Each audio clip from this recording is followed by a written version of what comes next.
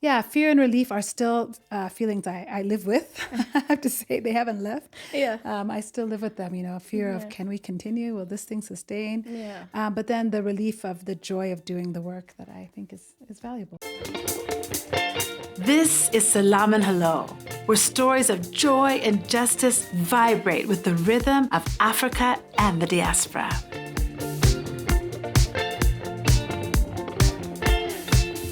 We're worried, anxious group of people trying to move along.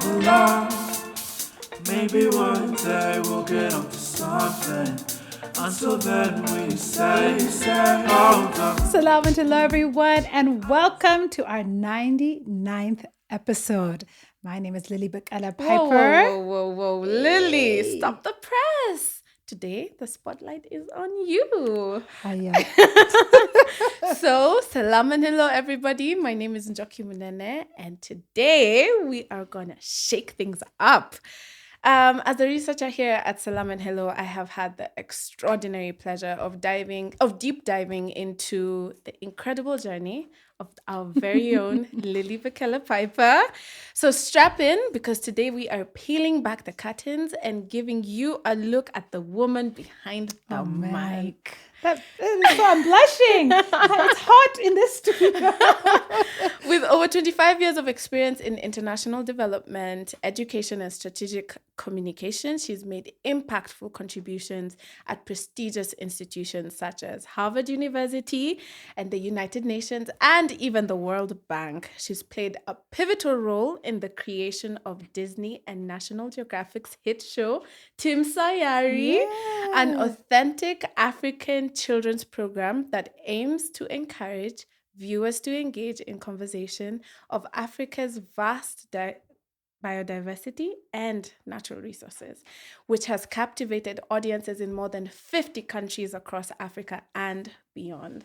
So let's fast forward to 2018, when Lilly said, adios, 9 to 5, and plunged headfirst into the crazy world of media entrepreneurship with her brainchild Uproot, which is has now blossomed into the vibrant Selam and Hello.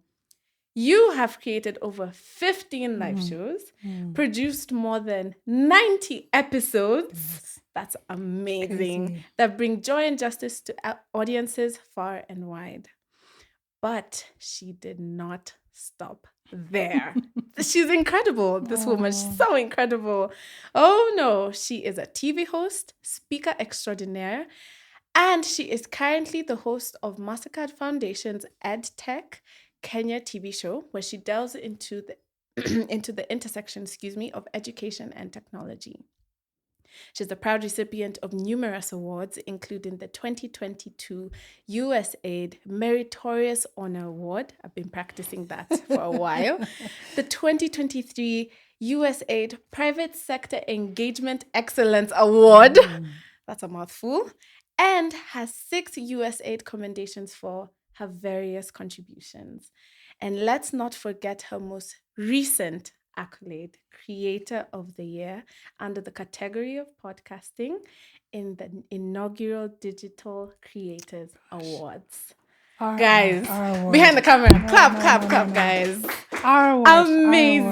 Amazing. And on an even more personal note, she is a loving wife to Benjamin Piper and a superhero mommy to 4 mini moguls in training. Oh, I like that. So grab your front seats, everybody, as we welcome Lilly to the hot seat. Oh, seriously. Hot flashes, hot seats, hot potato. So, Kwana, Dena, Meta, Chanu. Metachu. Oh, I tried. Welcome, Lilly. That is so beautiful. I'm like smiling and crying and upside down and inside out. All at my once. gosh. You're so sweet.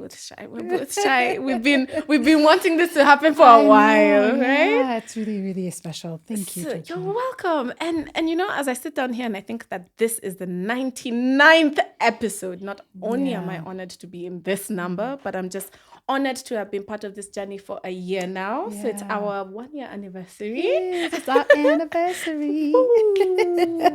And so I guess we've had a new a lot of new followers who've come, who've joined us since then, and we've grown significantly since then. So I guess the first place I want to start off is from your journey from Uproot to Selam. What inspired the rebranding? What made you decide, I've been Uproot for a while now, I want to be Selam? How did that come to? Well, first, thank you for that really, really warm introduction. And thank you for being a part of what the show has been able to accomplish. Could not have ever done it alone. And so everybody in the studio actually who's here, Ernest, Rick, Tamia, Rahma, Becky, who's not here today, but I mean, all of you have been a big part of this thing, flying, my family, friends. So big thanks to everyone.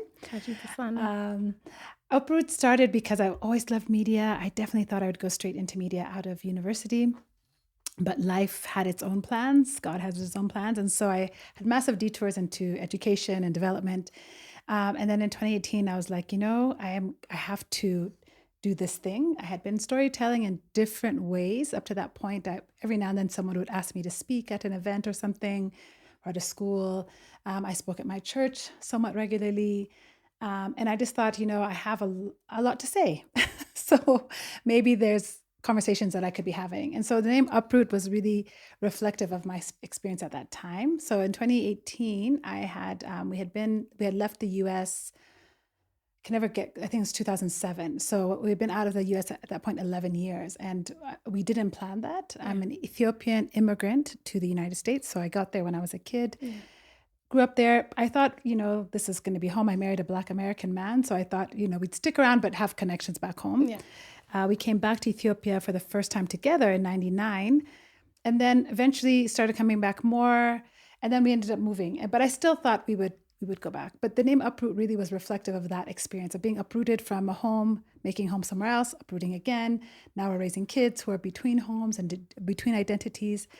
And so the first couple of stories I did really are around that, around themes of people who had to leave, people who were multilingual, people who were experiencing life in different ways. Maybe they had a partner who was from a different culture. So a lot of stories around culture and identity. That still seeps in, but during the pandemic, I took a break because I took a new job and it was really demanding, and I really was having trouble balancing the both. So I had to put the podcast on pause. Came back to it 2022, I think. I was not satisfied that I'd really done my best with that show, or that I had done 37 episodes, but I really wanted to do more. So when I rebranded, I just thought, I don't want to just talk about identity and culture. I was feeling at that point like I've been in Africa now almost 17 years and just been back, I should say. So salam is how we say hello in Ethiopia. It means peace. And salam is internationally, I think, known in most of our circles as the word for peace. So I thought, I almost thought about calling it salam and habari, actually. Because in Kenya, you say, how are you with habari? But then I thought, this is doing too much. It's just doing too much. Salam and habari was just too much. So I thought, let me just keep it salam and hello. And, I asked a couple of friends, and overwhelmingly people were like, no, keep Uproot. But I liked salam and hello. So I thought, I'm going to go with it. I love that. I love that. That is so nice. And I love how you touched on, at the beginning, you touched on how you had a passion for media. And now that brings me to my next question, because I want to talk about that pause, because you've always had a passion for media. I research her a lot. So you do. She's the reason we have good questions, by the way. So Lily had a passion for media even before you got the kids. I mean, there was a lot that was going for you even back then. And you kind of sort of had to put that on hiatus. But you've been able to keep that passion alive regardless of where you've been. So I think the next question I have for you is, how did you feel when you finally decided to put everything aside and just follow your passion after such a long time? A lot of feelings. I mean, fear and relief probably were at the surface. Fear because there's always the high risk of failure, and it's very public when you're doing media. It's not like, I started a baking company, and, maybe I sell a few cupcakes, maybe I don't, but it's not necessarily on the public stage, but media feels very public. You know, your face is there, your voice is there, your ideas. On the same time, I felt relief because I was like, I was making everyone miserable around me, I feel like, because I was not doing what I really think I've been called to do, which is to have conversations and make connections. And so the relief of like, okay, at least now, even no matter what happens, I can say I tried. I can say I actually did it. It didn't just live in my journals. It didn't just live in my spreadsheet, but I actually did it. I took a risk. And I have to be so grateful. I am often grateful that I'm in Kenya and in Nairobi. I could have done this in Addis Ababa for sure. I wasn't ready at the time when I was living there because we moved back to Addis Ababa in 2007. I had a couple of years there. My kids were super young. But when I came to Nairobi, what I found was really a very creative and vibrant community who were willing to lend a hand. There were so many people ask questions to support you. Podcasting at that time before the pandemic was lesser known. So people kind of knew it, but everyone knew radio. Even if they didn't know podcasting. So I'd say, I want to do something like radio, but it lives, in a permanent place. People were really supportive and willing to help. And now it's really grown and there's a vibrant community around it, which is amazing. It was not there at all, even 5 years ago. So groups like AfriPods, Africa Podcast Festival, those were like the kind of titans who helped us all launch into this space and are still around helping us improve. So fear and relief are still feelings I live with. I have to say they haven't left. I still live with them, fear of can we continue? Will this thing sustain? But then the relief of the joy of doing the work that I think is valuable. Yeah, and you know what they say, all good things come to those who wait. I guess so. But patience is also a virtue, madame. It's really so true. And I don't know that I possess much patience because I started when I was older. I was in my 40s. And so I wanted success now. I wanted things to work now. I applied for every single grant opportunity. There were all these incubators, platforms. In 2020, post the murder of George Floyd, the whole world wanted to talk to Black people. So there's Black lives all of a sudden mattered. Black podcasters mattered. So I just was like applying to everything. I got nothing. Not a single thing worked out. And I'm telling you, I have folders of things I've applied to, decks that I've made. So that was really like, okay, I am going to have to be patient, I guess. But entrepreneurship in your later years of, I shouldn't say later years of life, God willing, I have many more, but in your 40s, it's just hard.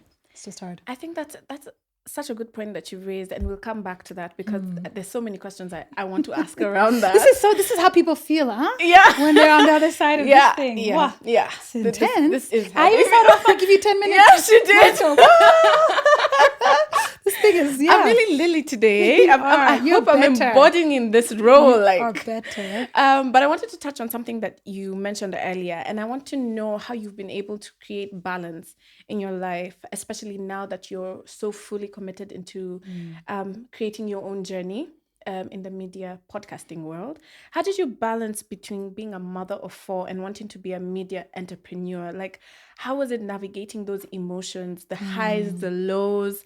I'm sure it mustn't be easy. I mean, even now. It's not easy. It's also not pretty. It's very messy. I don't know that I've achieved any balance. I mean, my kids will tell you, like, I just saw my son in between. This is our 3rd episode of the day today that we've recorded. And I just saw him and he's like, how's it going? And I was like, don't ask me now, please. I mean, I'm in like record mode. Like, I cannot reflect on how the previous. So they have lived with a creative. I have 2 kids at least who are highly creative and the other 2 are also creative. So it's a creative household. And I think there is some grace for those of us who are in the creative space to kind of be messy people. I'm really, really, really one of the great fortunes of my life and undeserved blessings is my partner of 25 years this year who... Congratulations! Oh my goodness! In July. It makes me really feel old because I'm like, when you say 25 years you've been doing something, people are like, how old are you? Immediately you have to know how old you are. I got married as a child. This is a safe space. But, thank you. So his steadiness and his like both fidelity to me as well as he's a very different personality. He's just easygoing, calm, very supportive, allowed me to kind of be hectic, to be honest with you. But I don't know if I've really figured out the balance piece. There have been many times where I feel like I don't get enough sleep. I don't get enough rest. My nutrition is all over the place. My fitness is up and down. I feel very strongly about not dropping the ball as a mother, though. So I would rather not sleep than miss a phone call from my kids or not show up for them. And so the time of the pandemic and relaunching the show, and I was working full time and doing this, and everybody was home. It was challenging at times, and it still is. But I do believe in that life is a long game, and so you just kind of give yourself grace if you can. In the meantime, try and improve. Like my goal this year was to try and work on my sleep hygiene. Get off the apps, get off the phone. I'm doing a little bit better, but I set goals, and then I like to look back at them, and that helps me see, okay, I have grown. I have not just been like a hot mess for 25 years. I've had some moments of growth, but it's a process. I don't know, Njoki. I feel like I'm still very much figuring it out. And I like that you said that, because as a mother myself, sometimes I feel like there's no straight line. There's no boundaries, right? You still have to work. You still have to give them your undivided attention. And it's so good to know that we're not alone. Like women are not alone. Like I can look up to you and ask you, okay, how did you do this? Maybe in a specific timeline, and maybe not throughout the 25 years, because maybe that could be a lot. But parenting is all about, learning every day. And it is. I'm so proud of you. Like, thank you. For that kids, means a lot. Like, Thank I'm so you. impressed. Like, I look up to her. Oh my God. That's On the so, low. That's so generous. Don't say it. Don't tell anyone. Between me and you. And you. Yeah. So out of the 99 episodes that you've done, and such an incredible, it's great. Incredible accomplishment. Like, it's crazy. Every week. That's insane. Congratulations. Like that, to all of us. I mean, it takes the a whole village, team, truly, to everyone behind the camera. Guys, Truly. it truly does take some sleepless nights. It a does. lot of sleepless It nights to get Yeah. to where we are today. But I wanted to ask you about the 99 episodes and just reflect on that for a bit. Which episode do you feel stands out the most to you as your most transformative personally? That you feel at that specific time you experienced emotions that you had not experienced before in any specific interview? I love that question. Well, I want to say two things. One, I want to say, in addition to like appreciating the team, I think I have not said this before on our show, and I've been always meaning to. One, I want to thank some people too, because like the chairs we're sitting in are from Love Artisan. And we did thank them when they first came into us, but I want to continue just appreciate the people who have come alongside to say we believe in you, because that's helped us. My son Silas wrote our jingle for this show and performed it, and it's a beautiful, every time I hear it, I'm lifted. My daughter Selah wrote the original Uproot jingle. Oh, nice. We've just had so much help along the way, and I just want to appreciate this. With my friend Kelly, who owns a small studio in the US called Nabo Studio. She herself is an entrepreneur, and she sent money just to say, I believe in you, and hang in there. If I think about the most transformative, there are definitely a few of them that come to mind. One, when I did with Kevin Morchiro, Black, Queer, and Beloved. I think that conversation for me, number one, I'd really wanted Kevin on the show because I'd heard him talk publicly, be an advocate. But when he came, first of all, he was such a warm human being. And the conversation felt so between friends, even though we had just met, which is really a tribute to the spirit he came in. And he just really shared his heart. And I mean, I really wept on that show. Like, I just was boohooing at some point. And he held space for me as well, if that makes sense. Like, he allowed me to experience that. Because I think when you're telling an experience that's happened to you, and someone expresses emotion, you can feel the need to comfort them or manage their emotions. But he just let my emotions live alongside his story. And I thought that was really beautiful. It just allowed me to connect with him also. It was transformative to hear his story, to appreciate him. He's just a little bit older than me, not much at all. So I could just put myself in his story at a lot of times. So that felt very transformative. The conversation I had very recently, actually, with a woman, Muthoni, I'm blanking on her last name. Help me, guys. Gitao, thank you. Where she just talked about her choice to be child-free. And she said something in that episode that really stayed with me, which is, when someone has a child, they don't have to consult with everybody. And yet that actually does become a responsibility of society to care for that child, to show up at birthday parties, whatever, And she's like, and yet my choice to be child-free has become with such scrutiny and lack of support. And it really made me look at how was I interacting with women in my life who had a different life than me? Yeah. Whether they were unpartnered, whether they were with kids, without kids, whether they were older, younger, just how was I interacting with other women? Because I Yeah. think that connection was the one that she was making in particular. Yeah. So that really has caused me to self-reflect. There have been so many other episodes of people who were completely outside of my lived experience. We did an episode on Sudan and talked to 3 different people in the Sudanese diaspora about what this moment in Sudan's history has felt like to them. Yeah. It's very humbling to hear their stories.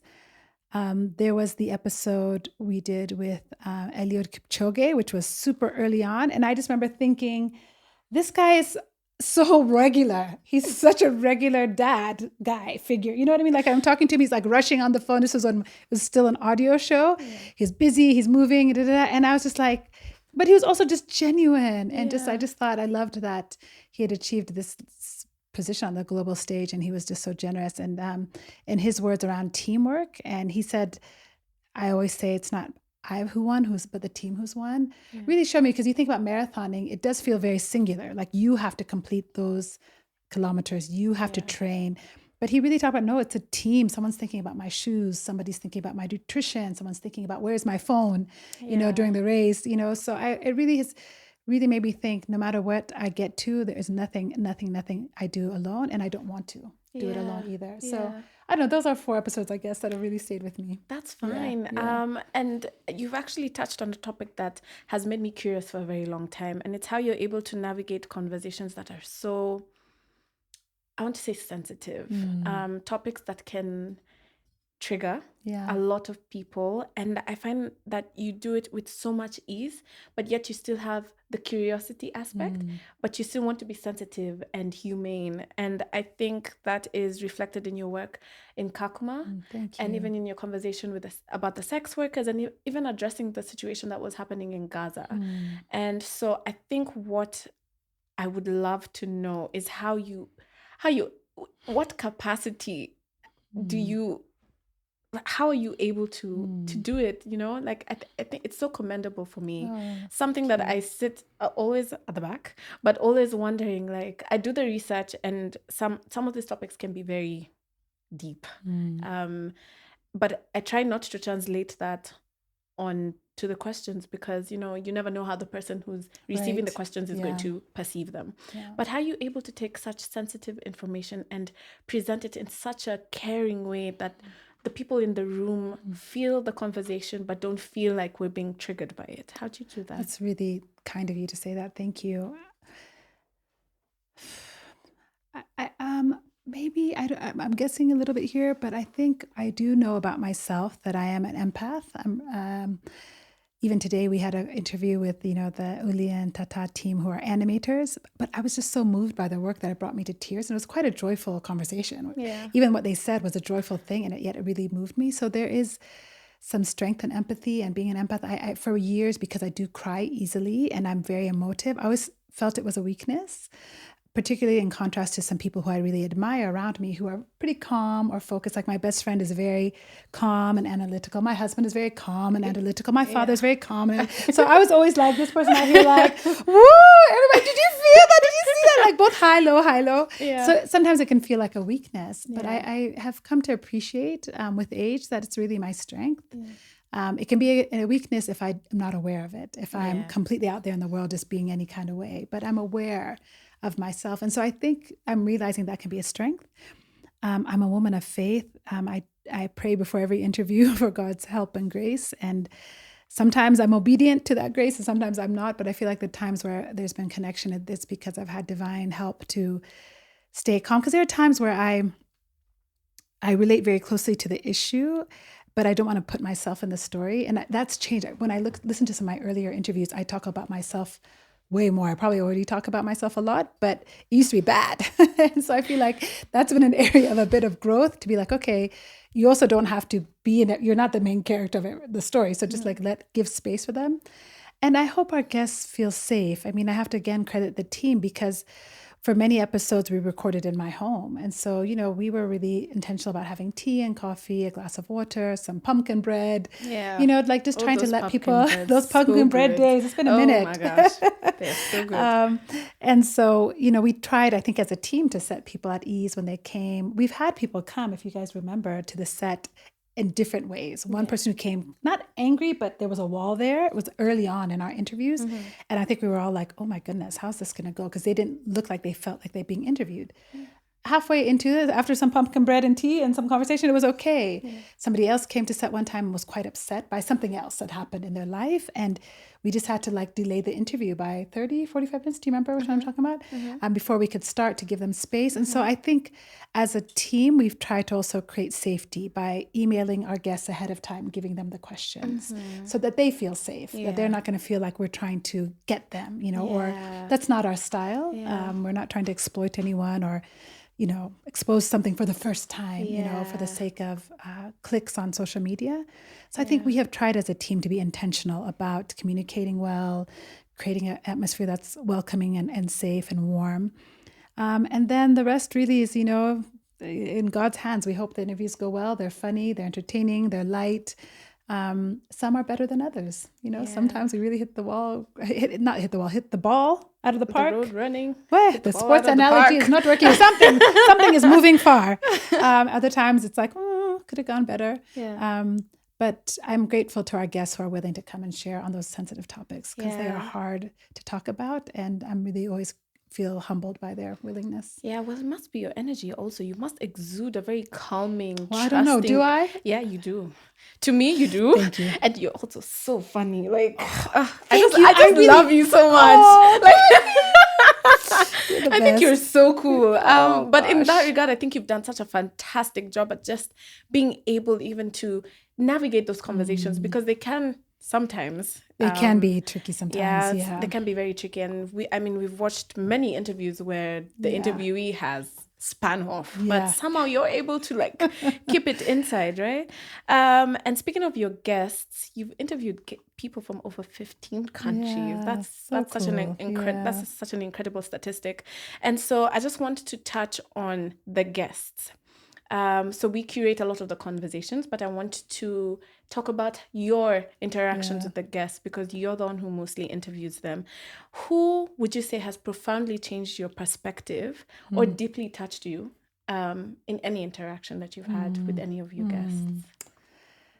Ooh, I would feel so bad to say just one, but there's a couple. So very early on, I did an episode, this is in the Uproot days, called When Good Intentions Are Not Enough. And it was about basically the industry of child orphanages and children's homes in Kenya, but then also the region.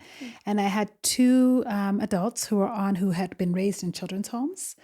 Neither one of them were actually orphaned, but had been taken to homes under this era in Kenya, Ethiopia, Uganda, where families were taking their kids to homes because they felt like they couldn't provide an education, and somebody, a missionary, some do-gooder, whatever, would come and say, oh, they'll be better off in this children's home down the street. Yeah. And so they had been raised in institutional care.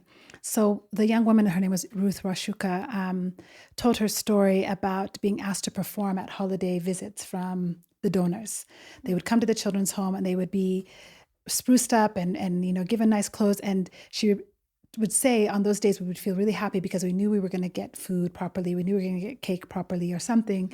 And then as soon as the visitors left, we also knew we're back to one meal a day or, things that were donated were never given to us. And just hearing someone's experience of living in an institution when she had living relatives, that was the thing that broke me, is that she had living relatives. I can't remember where she was from in Kenya, but someone had told her grandmother that she would be better off in a home. When she later went back to her shags, she didn't know the mother tongue. She couldn't communicate with her family because she'd been raised in Nairobi. She was disconnected from the cultural practices and just the culture generally. Yeah. So Ruth's story really stayed with me.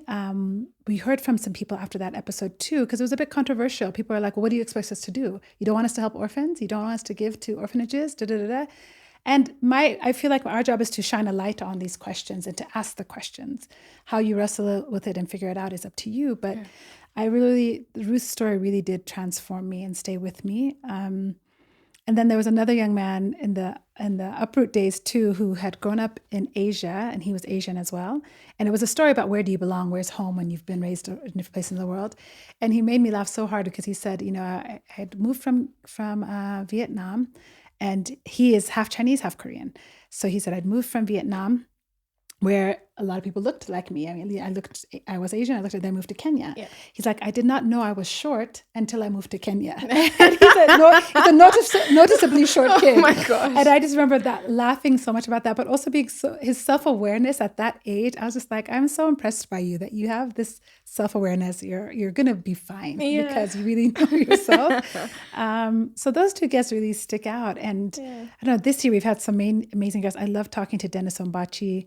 Like, we cooked together. We made ugali and tips, which I thought was a banging meal. Do we Tasted agree? so good. Tasty. Wasn't it so tasty? And he'd not made Ethiopian food before. And he just shared his whole story, from mental health to going to the Olympics to cooking. I mean, what a story, what a life. And it's just fun. He was just so fun to talk to. He was. Yeah, he really awesome. was. And let's now dive into your live events. Okay, yes. 'Cause, We love the live events. Yeah. It's stressful. It's stressful. But fun. Take us through how the live show, the first live show you had. How was it? What emotions? What was running through your mind? What emotions did you have that first live show? See, this is a problem where, like, again, this is one of my flaws, is that I thought when you start podcasting, you just start with live shows. I didn't know, like, you work up to it. Like, you should slowly work up to, like, my very first show ever was a live show. First episode I ever recorded was a live show. Oh my goodness. Yeah. So I actually found these posters recently where I was like, and again, podcasts were kind of novel then. So I remember talking to friends and they were like, yeah, you should do a live one because people would come to that. It's not something people are doing in Nairobi yet. People can go to clubs, they can go to, whatever, Gecko, but no one's doing podcasts. So my very first show was a live show at Wasp and Sprout. Oh my gosh. I think the audience had like 60 people. We sold tickets. Yeah, we sold tickets. We sold out. Oh, wow. We had vendors who sold food. I had merch. Oh, wow. I mean, I had nothing. I was nobody. I mean, I came out the gate like, you go and listen to me. And you became You somebody. Listen to like me. 60 Wait, people were there? I don't know. I think it was just my friends and then my kids' friends and then my kids' friends' friends and my kids. I mean, it was like, call all your cousins. Tell your friend. Tell a friend of a friend. Exactly. And a friend of a friend. It was a lot. It was a lot of that. Yeah. And it was a panel. It was like 4 or 5 people interview. Yeah, really? You girl. went, it's I don't go know big what I or was go thinking. home. It really like, was. Go big or go home. Like basically. And I guess I didn't go. I guess I went big. Yeah, you went big. Oh my goodness. So funny. So after that, then everything else seemed so much simpler. Yeah. Because then my next question would be, how's that experience shaped the rest of your live shows? Yeah. Because I mean, if it was that incredible, then the next few live shows, the next many live shows that you've done, actually, that's the standard that you need to beat every single time. And it was challenging because I think the next live show was at. I interviewed the author Sisonke Msimang, who's a South African author. I interviewed her. Do you love her? Sisonke. I love Sisonke too. She's amazing. She's a great, doing a great thing with The Guardian, I think, a advice column now, which is amazing. So we did a live event with her at a school. So it was a friendly audience, which was great. But then the next one was in Kakuma, refugee camp. And it was 2 different locations, 2 different shows. That was really hard because, now we know to do a recce, right? Where you go ahead, you see what you need. You cannot do a recce in Kakuma. No. You just communicate as well as you can, try and get all the technical specificities, So we took everything from Nairobi, the mics, the mixing board, everything. Got there, no power. No power. And you're like, what can you say to tell them? We need to have power today. It was just that day they didn't have power. The generator was not working. So we just had to be flexible. We had to ask the kids to stay later, had to ask parents to stay later because we did it with kids there. We did it at 2 secondary schools. Yeah, 2 different secondary schools. The second one, in fact, we got to it so late because of the power issues at the first one. Yeah. It's dry, it's hot, it's complicated. But again, you feel so privileged. As soon as you start talking to people, everything becomes worth it. I think that's what I've learned. It's just, you feel so humbled. I mean, I didn't mention them in the transformative conversations, but I met a young woman there who, in my interpretation, she looks South Sudanese. So I had, in my consulting work, just done something in South Sudan. I had been in Juba. I had learned a little bit of, I think it's Dinka. Yeah, they speak, right? Yep. So I learned like the greeting in Dinka. So I greeted her. And she's like, and she greeted me back in Amharic. And I was so surprised. I was like, oh, you speak Amharic? And she said, I'm Ethiopian. And so then I sat down with this young woman who was from Benishungul Gumus, which is a region in Ethiopia very close to the South Sudanese border. And she's like, the reason I'm in Kakuma is because my family was basically being stoned by the local villagers saying, we're not Ethiopian. We don't look Ethiopian, because she was tall, she was slender. Her features were very South Sudanese. And I've been told my whole life I don't look Ethiopian, but I eat injera, we make shisharo, I speak Amharic. She's like, that is all I know. But we were forced out of our community, and that's how we ended up in Kakuma. And it was just so humbling to be like this, I don't know, maybe she's 15, 16 at the time, young woman has completely changed my view of my entire identity because she just told me her story. And I think that's the beautiful and powerful thing about podcasting and storytelling more broadly as a part of our African culture and our heritage, is that stories can be transformative. And so anyway, so that live event was the most complex, but the most rewarding. I wish I had video. Those were the days where we were doing video. So I wish I had video of that. I have clips and some still images, but and we have short video, but not a full video. We just have the full audio. From there, it's been, the Nairobi ones. You've been there, Njoki. They're complicated. I mean, weather, guests. We had a live show where our guest who we're interviewing didn't show up, which is why I met your lovely partner, Jean. Hi, Jean. Bonjour. Bonjour. And so, you just have to roll with it because it's live, it's happening now. I mean, I give huge thanks to Rahma and you for the calm that you guys bring in order to sets. Is not a gift I have. It's not my ministry. Calm is not my ministry. And so I've really relied on everybody to make those things happen. And when it happens, it's beautiful. I love the energy of a live crowd. If I could do every episode live, I would. That's amazing. Yeah, I love it. I think I've used the word incredible, so I'm not going to use it again. But listening to you now, I really do believe that this was your calling. And most of the pieces that you've told us about today are justice-oriented. And I feel like Selam Hello has been the platform for you to shine and really, truly tell stories about joy and justice, something that you're so passionate about. And I want to now talk more about what happens behind the scenes in the live shows. Because like you said, I've been to some of them and some of them are hectic. And not only the live shows, even just the episodes, right? We know how it can go from 100 to 0 to 100 real Both quick. ways, And you so effortlessly put on show mode. Like it's the easiest thing that you've ever done in your life. We can be at a war behind the scenes, but as soon as a guest walks up, you're just like, hello, hi, how are you? Oh, welcome. Da, da, da. So how do you do that? Like, what techniques do you use? You have to spill the beans. No gatekeeping today. We are not gatekeeping today. I don't know. There's definitely no gatekeeping, but let me tell you Worried anxious group of people trying to move along. Maybe one day we'll get onto something. Until then we say, hold on. I know it's hard, but baby, you just got to hold on. I know it's hard, but baby, you just got to hold on.